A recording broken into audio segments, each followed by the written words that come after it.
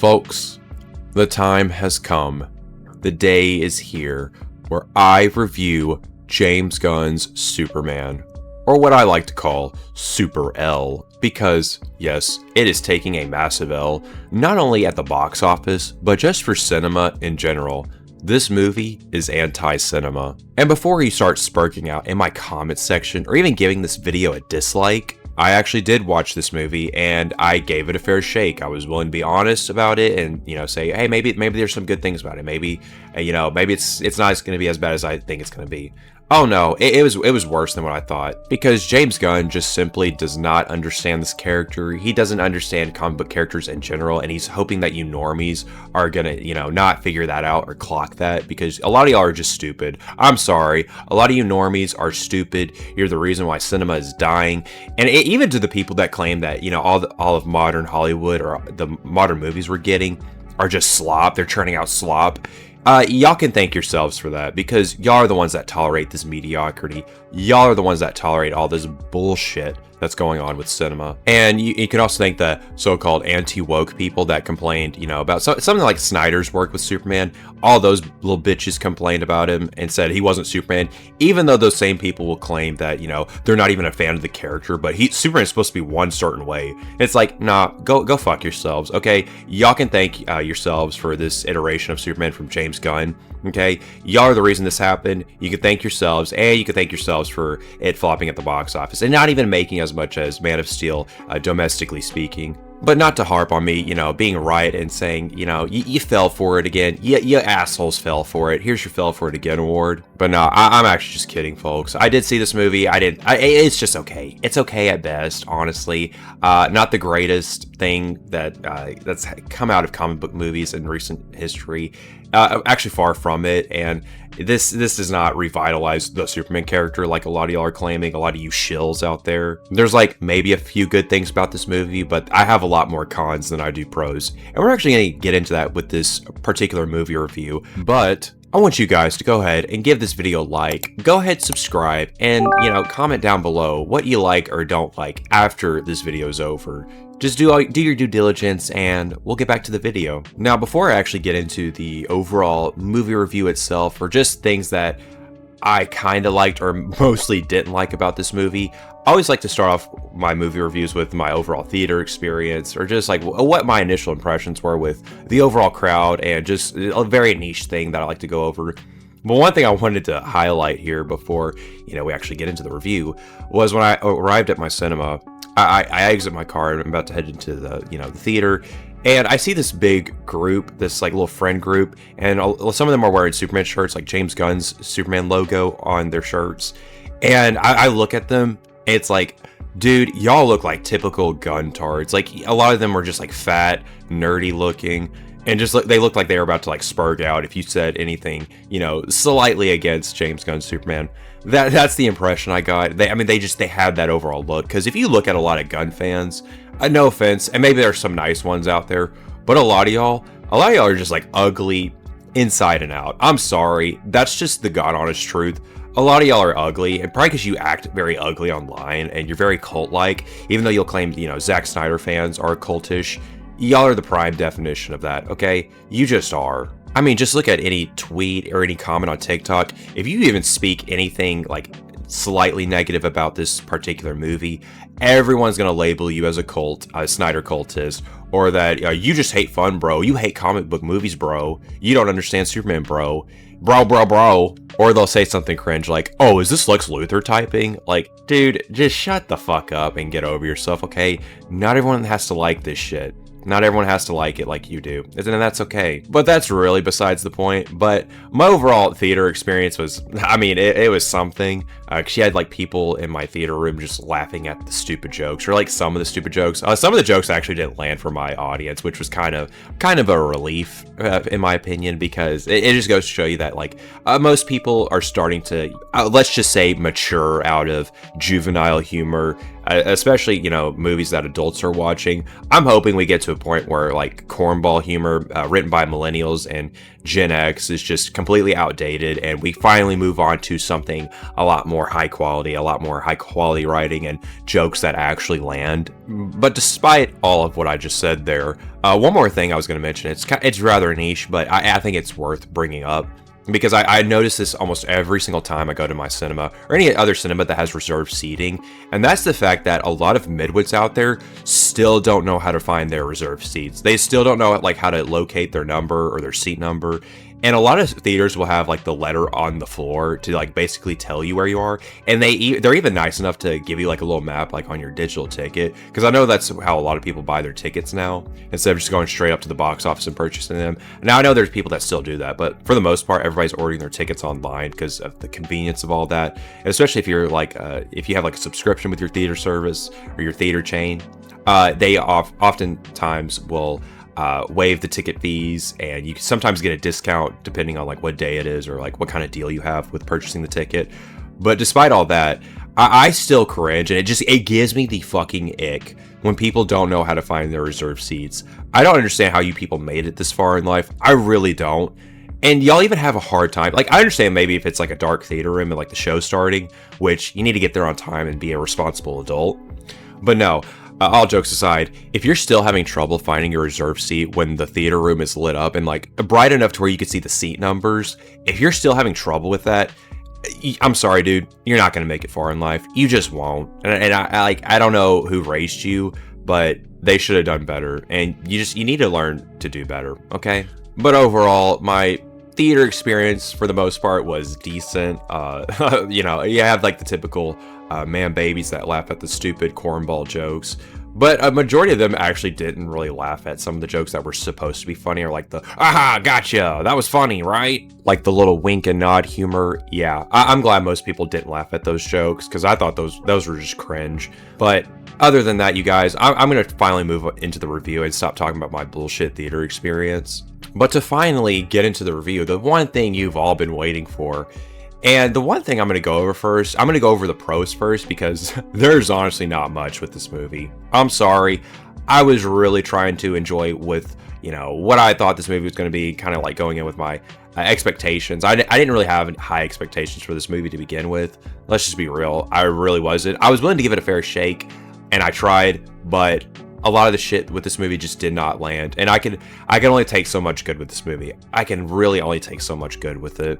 And one of the few good things about this movie was some of the casting choices, like David Cornsweet as Superman, Rachel Brosnahan, or however the fuck you say her name. I call her Rachel Bros, big ass forehead, because I mean, look at that big ass forehead. Like, I smack that shit.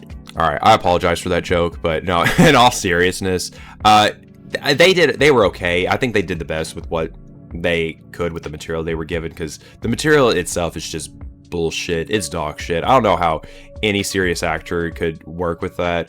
And honestly, I gotta give them props for working with what they could with the script. And there were some okay other casting choices, like Mr. Terrific, Guy Gardner, and well, I don't know. Guy Gardner's kind of debatable, and I like Nathan Fillion, but as Guy Gardner, I thought he was just like, he's kind of annoying. I didn't really think he was that funny. I know they were trying to go for the punk rocker bullshit, like, oh, I'm cool, I don't give a fuck kind of character, and just to me that was a little eye rolling.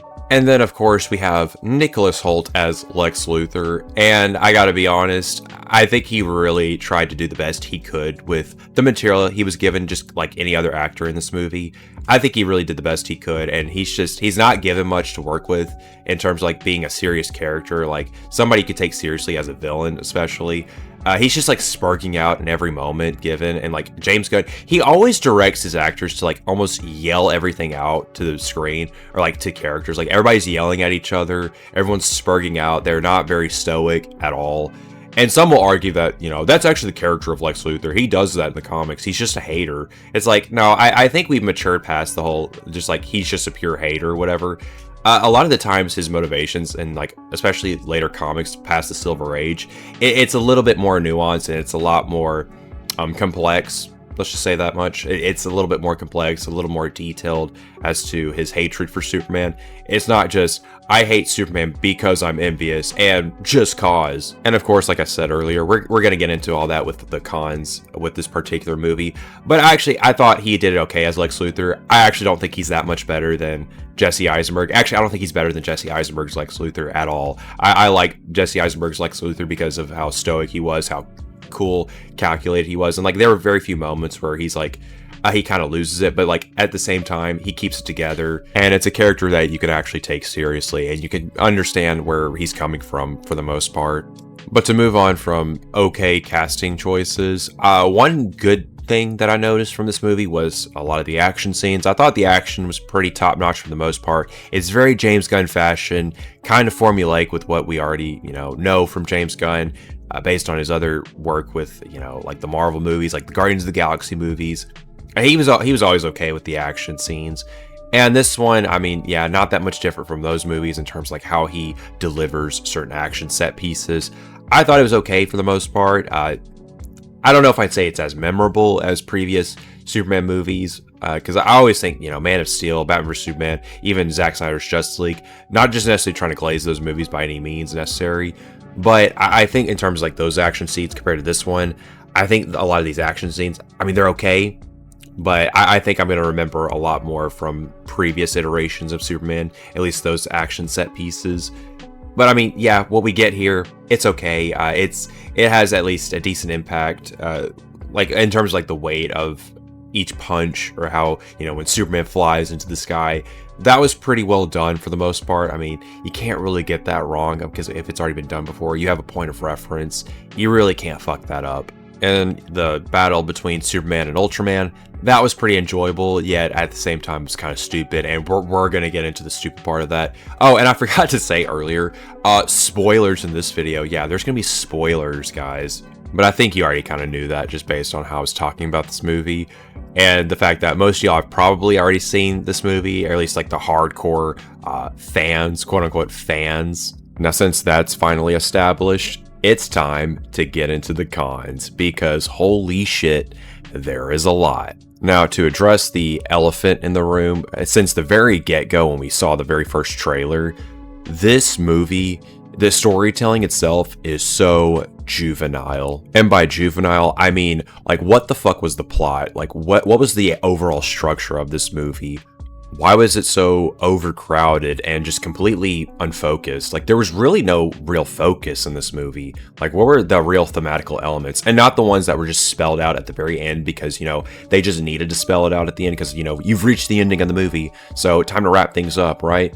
No, there was, I don't know, something about this movie, like, it felt, like, I've seen Disney original movies and Nickelodeon original movies structured way better in terms of its storytelling and pacing. Like, hardly do I ever see a movie where at the very beginning do they give you this like juvenile PowerPoint style presentation where it's just basically giving you this exposition of like the metahumans, how they've been around for 300 years, and then Superman arrives in a ship 3 decades ago, and then 3 years ago Superman is known to the public.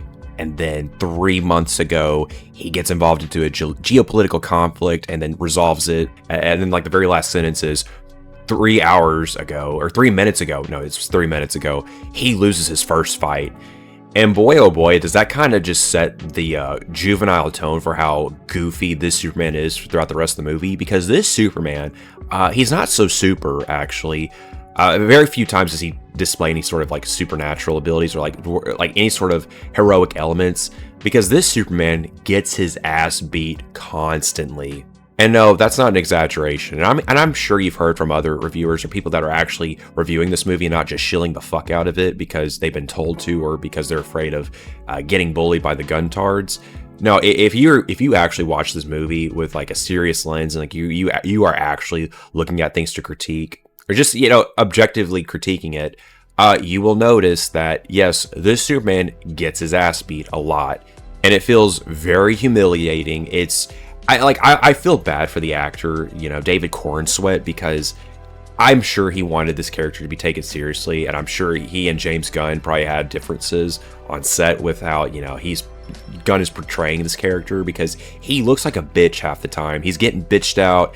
He's getting his nuts kicked by Ultraman. Like that was I'm not even kidding about that. That's a real shot in the movie. He literally gets his nuts kicked, and it's played off as like a goofy bit, and it's like, what the fuck are we doing here? And despite all that, kind of just going back to the very beginning of this movie, the way they kind of like lay out the foundation or the lack thereof, it's like they show him his ass getting beat, like he's beaten up, he's bruised, he's got, fractured bones, fractured kidneys or whatever, and he gets taken to the Fortress of Solitude where he has Superman robots. Yeah, that's what they're called. They're not called like Kryptonian bots or whatever, or just like a more sophisticated name. No, apparently Superman programmed the robots to address themselves as Superman robots, and to address Superman as Superman instead of Kal-El, because, I mean, why the fuck not, right? And then you start to, like, learn later on that, like, Lex sent this Hammer of Baravia to basically beat his ass and basically stir up a conflict, a geopolitical conflict, which we'll get into that in just a second. And it's all this shit, and it's like, I feel like we're missing something here. I feel like we were supposed to see a movie prior to this, or a TV show prior to this, because everything just feels very whack. Like, I'm missing a lot of shit here. Like, I don't... How do you get away with, telling a story where it doesn't even really have a true beginning, and you're just like, you're having to fill in the gaps here and there? And speaking of filling in the gaps, I could tell with the way this movie was edited, it was really strange, because I've edited stuff before, because I used to go to film school, and I learned the different techniques within film editing. But the way you basically smooth out your transitions or kind of make it more believable is having the inclusion of J or L cuts. And sometimes I get those two mixed up, but I think the J cut is where the audio comes before the act, before you see the actual scene, and then the L cut is where the visual comes before the audio. But I think a lot of J and L cuts would have really helped the pacing with this movie, because sometimes whenever it would cut to a different shot or just like lead to another scene just out of nowhere, there'd be like maybe a fraction of a second, or maybe like a split second of like just black screen, and then it just like you're immediately in another scene just like that, and it's like, okay, I feel like we're kind of missing something here. I feel like there was a lot of scenes that were cut out, and I think that was actually the case. I think they did cut out a lot of scenes due to a lot of test screenings that didn't go so well. And it to me, as someone who's edited movies or edited just like short films altogether, that was something I really noticed on a technical level, with like the second black screens and then just immediately transitioning into a different scene where it feels like this scene has really no real connection to the other scene that came before. That to me was so jarring. It was not very professional. It's like I would expect something better from like a major Hollywood production, especially one that's like, I think this movie had over $300 million worth of its budget. It's like, where did this fucking budget go? Where did the money go? And that's what it just felt like the entire time. Like, the quality was just not there. And this may seem a little bit unfocused, because, I mean, that's kind of fitting, because this movie is just, there's no real focus. I don't really think there's a real story to this. It's just, like I said, it's all over the place. It's all over the place. And my review, in a respectable fashion, it's all over the place, because, yeah, that's the kind of experience I got from this movie. It's just, there's no real focus. There's no natural flow from one scene to the next. And it's, like I said before, it's all so juvenile. And that's pretty much the tone of this movie, if you can even call it a consistent tone, because it doesn't even really have a consistent tone. One moment it's like it's very serious, and then the next moment it's just all jokey. At times it felt like I was watching an old MCU movie where you have this serious scene built up, and then it's just undermined by a stupid joke. That's what it felt like with this movie, but honestly, I'd argue the way it's done in this movie is 10 times worse than what the MCU could accomplish in the past nearly two decades of the Marvel Cinematic Universe. And mainly because the jokes in the MCU were actually kind of funny, or slightly funny, because the jokes in this movie are just straight up not funny. Like, there's nothing funny about it. It's just Reddit tier humor that honestly plagues the dialogue altogether. And I'll give you a specific example of this. It's actually throughout the movie when Lex Luthor and his little cronies, or the little bitch-ass Reddit tier nerds, are controlling Ultraman, and they're using like coordinates or whatever. They're saying like 1A, 1A, B12, 12B, or however the fuck they kept saying the numbers and the letters. It doesn't matter what order. The point is, it was super cringe when they would like try to communicate with each other. And I think this happened towards like nearly the final battle of the movie, where Superman is taking on Ultraman, and one of the nerdy bitch asses are like, B12 or 12B, and then somebody's like, I just said that, dipshit. It's like, oh my gosh, why are we still doing this? Why are we still writing characters like this? The whole, I just said that. You see that, guys? You see how self-aware we are? And they're just constantly like yelling at each other. It's like, Gunn, do you know how to write characters where they're not constantly yelling at each other or over expositing with the plot? Because there was a lot of that. Oh my gosh, not just the shitty jokes, but the over expository scenes where you have people just announcing what's going on in the movie just in case dumbasses like the Gunn fan base don't know what's going on. Like there's one scene where Lex is describing how he's studied like 2,500 different fighting styles for Ultraman to know about so he can counter Superman. But you know, I was wondering about that. That was kind of a plot hole I thought about when watching this movie. It's like, okay, you could kind of believe that he programs this clone of Ultraman, who, spoiler alert, Ultraman is a clone of Superman. Shocker, even though that's not comic accurate. Yeah, fuck you, so-called comic book purists. Y'all don't know shit. But I digress. But no, Lex is describing that this Ultraman knows 2,500 different fighting styles. But what they don't necessarily explain is, how is someone like Lex and his little nerdy cronies, how is their reflexes on par with someone like Superman? You know, a character who has super speed and super strength. You're telling me Gunn wrote a version of Superman that's just not only just completely bitch made, but his reflexes are they're not faster than a normal human being's reflexes. Like how, even if you're controlling, like, let's say a Superman clone, how the fuck are you able to detect Superman's next move or like where to throw a punch? Like that doesn't make any sense. Like you're telling me Superman's not fast enough to detect that shit? Like that to me makes no fucking sense. And don't tell me, oh bro, it's not that kind of movie. You just need to turn your brain off. It's just a comic book movie, bro. It's not that serious. No, fuck you. You don't get to pull that shit with me, especially when you pulled that shit with Snyder, where y'all love to nitpick every single detail. You did it with every single movie of his, which, by the way, he directed like 3 movies. Y'all act like he directed all the DCEU movies. No, he hadn't been involved in like DC movies since like 2017, or made one since 2017. And y'all were jumping his case over and over. But when Gunn does something similar to Snyder, and when it's like 10 times worse, y'all don't say shit about it. Or you cover up with saying, oh, this is peak, bro. This is peak. Yeah, no, not even close to being peak. And stop using words you don't know the meaning to. But despite all that, going back to Lex just basically spelling out things for you and his nerdy crony spelling out things for you, you think with all this like expository information coming from Luthor and his cronies, you'd think they'd tell something that's like halfway makes sense. But no, they don't explain to you how their reflexes are faster than Superman's. I don't think that gets explained. If it did, I don't remember, because that's how memorable this movie is. And kind of focusing on Lex Luthor himself, and kind of getting on to my next point with the overall character development, or lack thereof, in this movie, because there's so many characters in this movie. It's overstuffed like a typical Gunn film, because Gunn only knows how to write ensemble films. He doesn't actually know how to write or direct solo-driven movies, or just basically have a singular focus for one particular character. The motivations and the character development for I'll focus on Lex here for just a second. Lex Luthor's motivation for why he hates Superman was not fleshed out. And a lot of people argue, bro, it doesn't need to be fleshed out. That's just the character. He's just envious of Superman.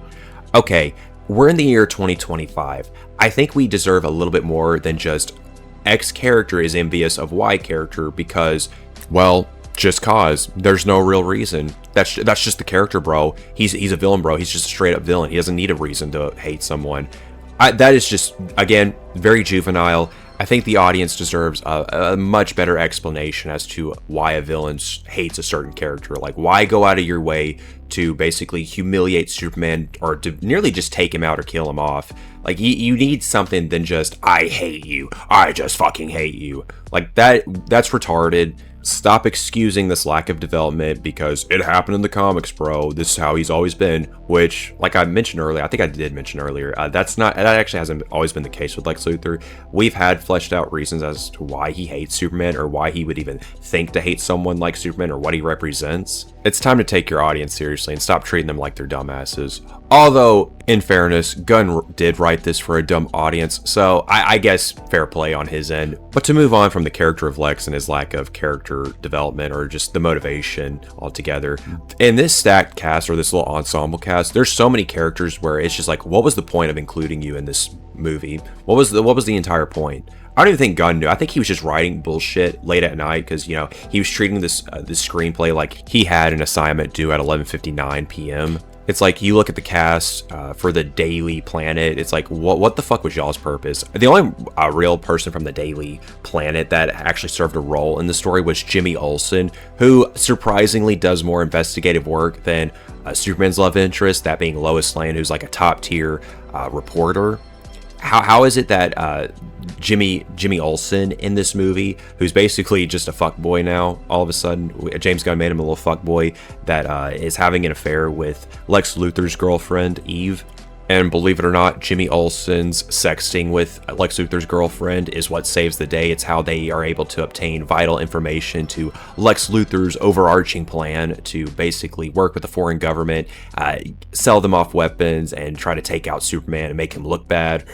And we're, like I said earlier, we're going to get into that geopolitical shit here in just a second. But yeah, Jimmy Olsen is basically the only person at the Daily Planet that actually serves a role in the story. He's the only one that actually saves the day within that little group, because towards the ending of the movie, they all get in a Mr. Terrific spaceship while the Metropolis is being torn apart, like literally torn in half.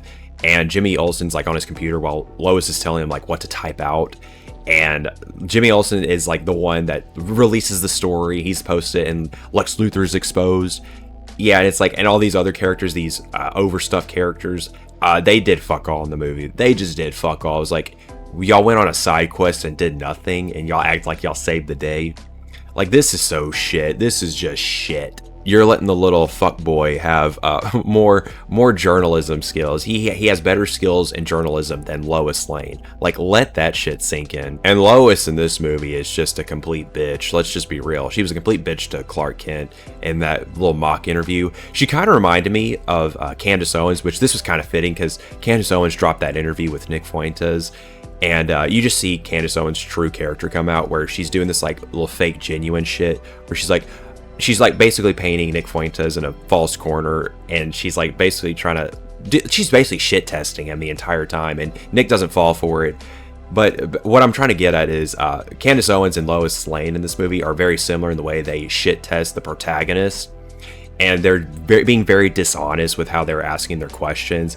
And then when they get called out, they're like, "Oh no, I'm genuinely asking. I was like, bitch, shut the fuck up.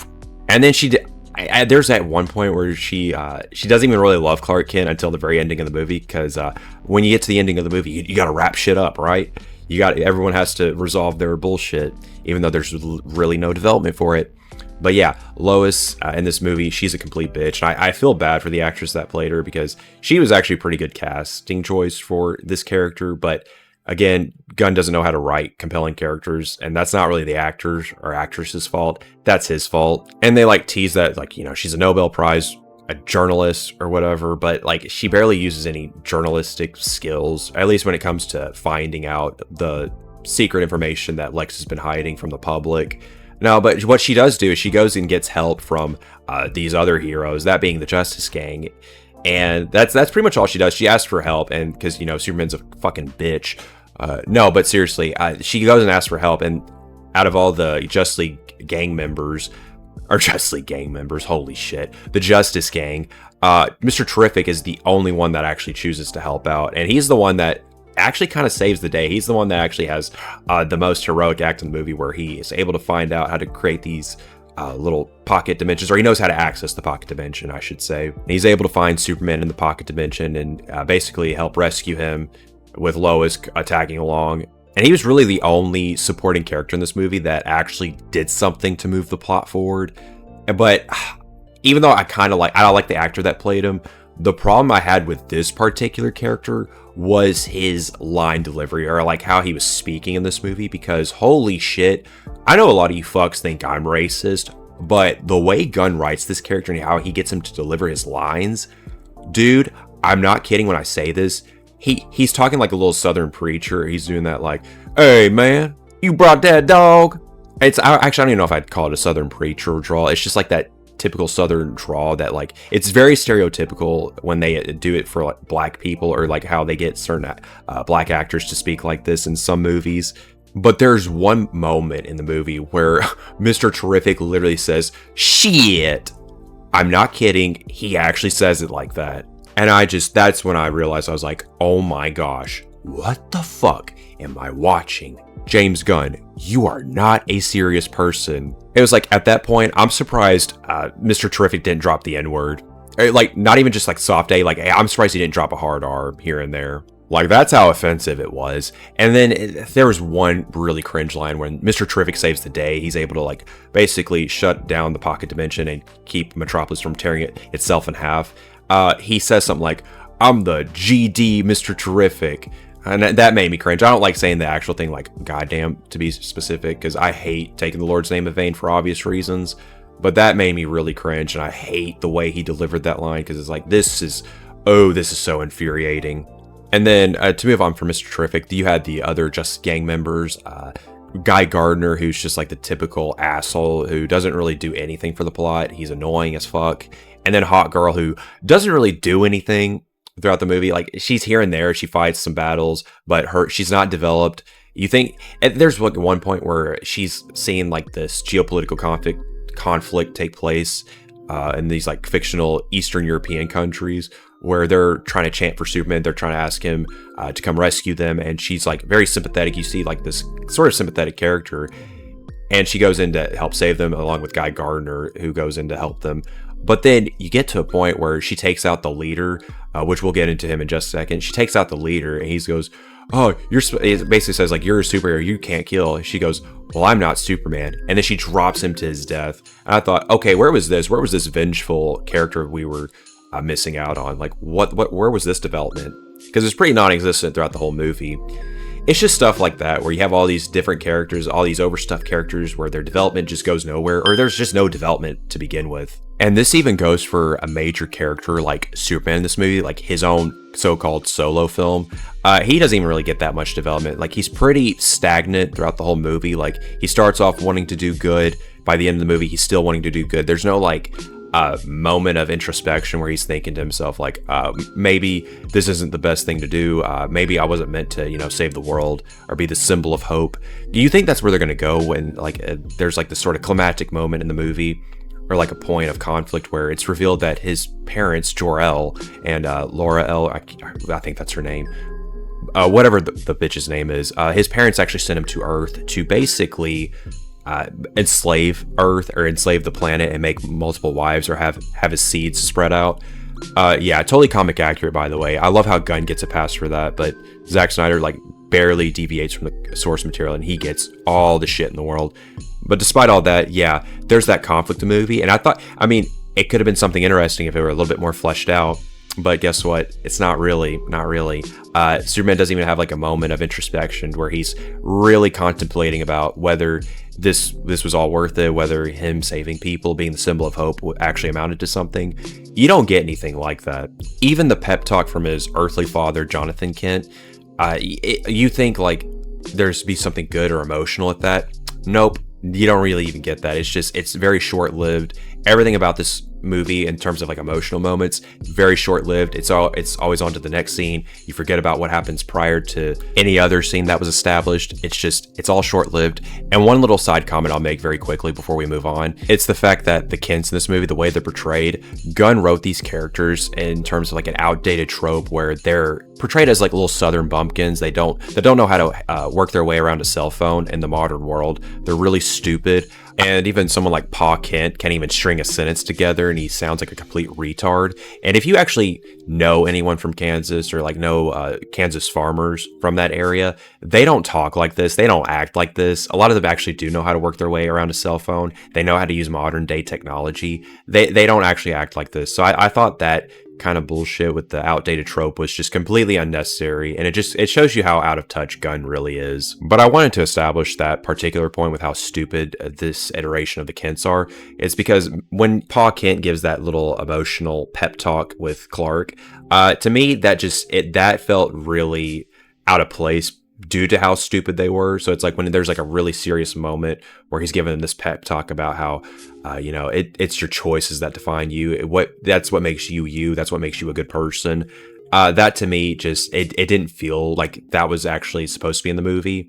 This felt like I was watching a different character on screen than what I was initially supposed to be watching, because it's like you establish these people as stupid, and then it's like the next scene, he's being very serious. He knows how to basically try to get Clark back into the fight, find his true self, find his inner self. You know, the cliche hero finds himself at the very ending of the movie or towards the climax of the movie. That's just one of many examples that I could possibly think of when it comes to the inconsistencies with the tone of this movie. It needed to pick a side. It needed to pick whether it needed to be serious or it just want to be overall goofball, cornball, movie joke fest of a film. But yeah, that's the many examples that I could think of when it comes to the cons of this movie, and some other things I'll briefly mention before we arrive to the conclusion of this video. And it's the fact that Gunn leans into his one-trick pony shit as usual. Like I even said this in prior videos that I knew he was going to do this shit, especially when we saw Crypto the super dog. We all knew that the dog was going to steal the show. He's going to be the funny, cute character that's going to take away some of the limelight from the main character itself, because that's all Gunn really knows how to do. He doesn't really know how to tell a compelling story with a singular focus, so instead he has to bring in this ensemble cast to basically take focus away from the main character, and it feels like the main character itself just isn't really shit throughout the entire movie. And of course he brings in a dog to alleviate that sort of notion to his filmmaking. And I don't fall for this ongoing trope that Gunn has established within his movies where the cute animal saves the day or the cute animal steals the show. Crypto's no exception to this. He's a freaking stupid dog half the time. He doesn't listen to Superman or Clark Kent in this movie. He's annoying as fuck. And some people in my theater room were laughing at that shit. I'm like, guys, grow up. And there's like maybe one good scene with Crypto where he, finally takes out Lex, or he pins him down and he saves the day, because, that's what he does. He brings in Mr. Terrific, flies Mr. Terrific into that little building area, like where, Luthor Corp takes off from the building that's just floating in the air as they're trying to escape. And then Crypto comes in to save the day. It's like, okay, give me a fucking break. And speaking of saving the day, there's literally almost no stakes in this movie. Even when you thought there was about to be any sort of stakes, it's completely written into the story that, oh, everyone's okay. Everyone was able to evacuate the city. It's like, yeah, super realistic. I'm totally buying into that. And then, of course, we get to the sort of pretty much the ending of the movie where Clark Kent or Superman gives that sort of speech to Lex Luthor as Lex Luthor is just sparking the fuck out, going on his little hate rant or his little rant about Superman altogether, about like his motivation, if you want to call it that, even though it really wasn't much of a motivation. It's just him saying, I'm envious just cause, and my envy will take us to great lengths. It's going to take us to great lengths or something. Now, he doesn't say it like that, but that's pretty much the implication. His hatred for Superman is what's going to save the world. And then, of course, in typical James Gunn fashion, he's got to spell everything out for you at the very ending because he couldn't actually properly develop this. But Superman gives this rather spelled out monologue to Lex Luthor and basically says, you've always been wrong about me. I love, I care, I get scared, and that's being human.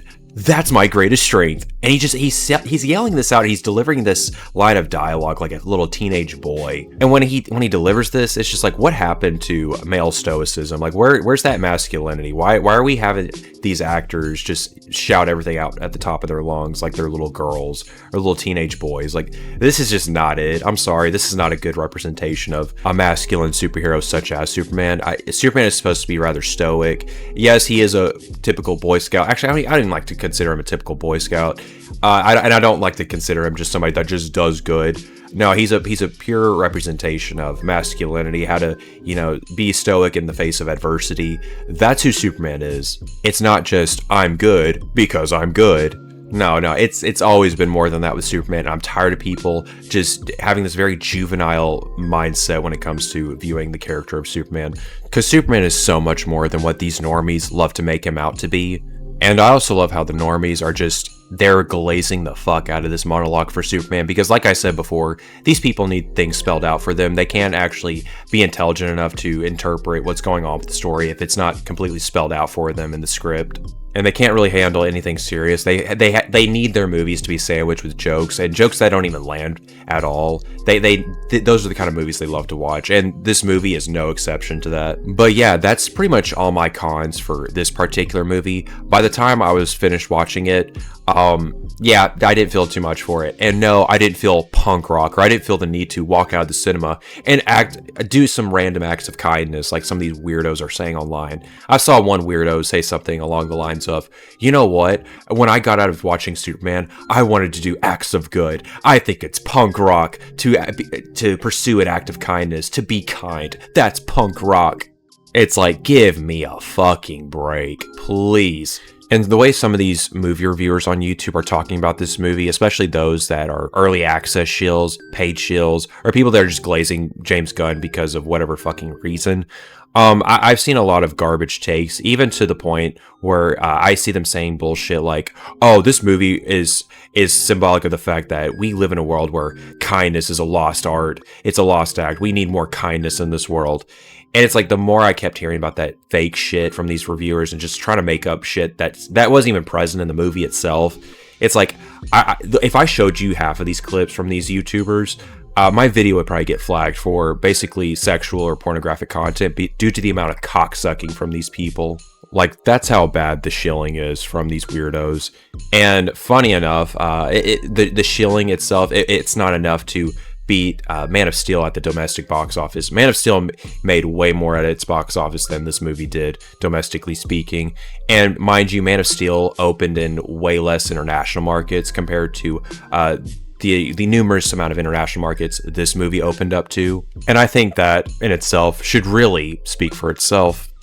But yeah, this movie was stupid. It doesn't even come close to being the best Superman movie or even the best comic book movie of all time. It's not touching that shit. Like, maybe I would enjoy this a lot more, maybe giving this a higher score than what I already have for it, which is a 4 out of 10. Yeah, 4, maybe 4.5 out of 10. That's me being generous. But if this were made for, like, I don't know, fucking Cartoon Network, like it was a Cartoon Network original movie, I might rate it a little higher and actually, you know, I'd go easier on it. But at the end of the day, this is supposed to be a big budget superhero flick that's supposed to be the start of the DCU. And this was not it, folks. This was not it. And a lot of you people glazing it and being completely dishonest, saying it's better than Man of Steel. This is a proper iteration of Superman. Yeah, get the fuck out of here. You're not serious. In the same way that James Gunn wasn't serious when he wrote this movie. Just a terrible plot that really goes nowhere. No real character development. Too many characters that also have no real character development. Just overstuffed bullshit rolled into one movie. That actually is just nothing. It's an absolute nothing burger. This is what I would consider anti-cinema, where you have a film that has no real structure, no real weight to its story, just nothing. It's absolutely nothing. It's just peak cape shit, peak slop. Yeah, this is actually the definition of slop or cinema slop, cape shit slop, whatever you want to, whatever word or term you have for this movie in a negative way, you're correct. Just stupid bullshit all over. A Superman that's been established in this universe for 3 years and yet acts like a bitch and gets beaten up by everybody, gets kicked in the nuts, and then he's getting taken on by Lex and his cronies, basically playing a game of Battleship with this guy, where their reflexes are on par with Superman. Yeah, it makes all the sense in the world. Yeah, it's really living up to the comic book aesthetic. It's as goofy as a comic book, right? Even though this particular comic book aesthetic or this comic book movie isn't even comic book accurate. Okay, there's a lack of comic accuracy, especially with Clark's lineage in this movie. Basically, Jor-El being Jor Diddy, because she sends his son to Earth to basically conquer it and have multiple wives, just get freaky with everybody on planet Earth. Yeah, that's Gunn's interpretation of Superman. That's the comic accurate Superman that you fake fans wanted all these years, these past decades. But yeah, that's pretty much it for this particular section of the video. One more thing before we finally end this video is the bonus point, and it's something I mentioned earlier, but didn't necessarily get around to because I couldn't really figure out if this was more of a pro or a con. And now I've come to the conclusion that it's actually kind of neither. It's just kind of a funny joke. a not so subtle allegory that was placed in the movie, and that was the little geopolitical conflict with Moravia and the other country. Can't think of it. They're two fictional countries that take place in Eastern Europe, and this sort of allegory was just, it was not subtle at all, which I thought was extremely funny, because if you know what the allegory is, it's basically the Israel versus Palestine conflict, or the Israel and Palestine conflict. If you have more than two brain cells, you could really put that together, especially the leader of Moravia. I can't remember the guy's name, or if he was like a prime minister or president, doesn't matter, but he looked like basically a mad scientist version of Benjamin Netanyahu, you know, the prime minister of Israel. This particular character in this movie basically mirrors him, and they start doing the whole, you know, he's this prime minister that's supposed to be an ally to the United States, but it turns out he's the big bad. He's working with the main villain, that being Lex Luthor, because Lex Luthor is supplying him with weapons, ammunition, and whatnot. And Lex Luthor is basically an allegory for, let's say, J.D. Vance's sketchy mentor, who's a co-founder of a technological company that aids the U.S. We'll just put it that way. It was, dude. Everything about this was just not subtle at all. And I know there was like a controversy with this movie saying it's political and shit. This movie was about as political as a fucking PBS kids animation show. Like, that was the height of the political drama in this movie. And like really nothing happened with that. Like, it's like, okay, certain prime minister, certain leader of this foreign entity turns out to be a bad guy, actually didn't have the US's best interests. It's like, okay, great shit. I mean, I thought it was kind of funny throughout the movie, because like, this is not subtle at all. Nothing about this is subtle. I knew James Gunn couldn't write anything like less subtle than this bullshit on screen. And it was just, everything about it was just, it was funny. I'll give it that. It was funny. I didn't really hate it. It's just like, at the same time, it's just a nothing burger for me. But it's just like, I couldn't help but to notice the not so subtle political elements, if you want to call it that. It was hardly political at all. And of course, the MAGA midwits fell for that bullshit on the news when James Gunn basically said this is a political movie. Superman is an immigrant, even though I'd argue Superman is more of a refugee. But that's really neither here nor there. Really neither here nor there. But that was the last point I wanted to make, a little bonus point for you all. And I'm sure most of y'all noticed that if you had more than two brain cells, if you watched this in the cinema, or whenever you went to go see this movie, I'm sure you noticed it, and how just the lack of subtlety with that, the not so subtle allegory for the Israel-Palestine conflict. And some people might think this is like the Ukraine and Russia conflict. Okay, whatever you say, whatever you say. But that's about as much as I want to cover on that particular aspect of the movie. It was just completely goofy, not subtle at all. But I think you get the point at this point. But yeah, you guys, that's actually going to do it for this video. We have finally reached the ending, and yes, just as you thought, I didn't enjoy it that much. I just thought it was okay, nothing really that special. It's just a solid 4 out of 10, maybe 4.5 out of 10, but some enjoyable things here and there. But overall, I had way more cons with this movie than I did pros. It doesn't do anything new for the comic book genre, and yeah, that's pretty much it. I got nothing else to say for this movie. But I'm curious as to what you guys think of this movie. Did you really enjoy it? Did you hate it? Where do your feelings lie when it comes to James Gunn's Superman? I genuinely want to know. So please feel free to sound off in the comment section. And if you like what you saw, go ahead and hit that like button. And if you like what you see here in general, maybe you want to check out some of my other videos, feel free to subscribe to my channel, because you're not going to miss out on this certified banger content. But if you made it to the ending of this video, you're an absolute legend, you're a stud, and you have an IQ of about 200, okay? Yeah, I'm sorry, I'm gonna stop making that joke. That joke kind of fucking sucks. But the point being, you guys are smart, I love you guys, y'all are the real ones, y'all are the goats of the world, and you understand my content. You understand this is actually not that serious, okay? If you're really taking my content that seriously and you're losing sleep over it, I need you to reevaluate your life choices and just reevaluate your entire life in general, okay? But no, in all seriousness, you guys, y'all are amazing. Thank you for watching, and I'll catch you guys in the next one. Bye for now.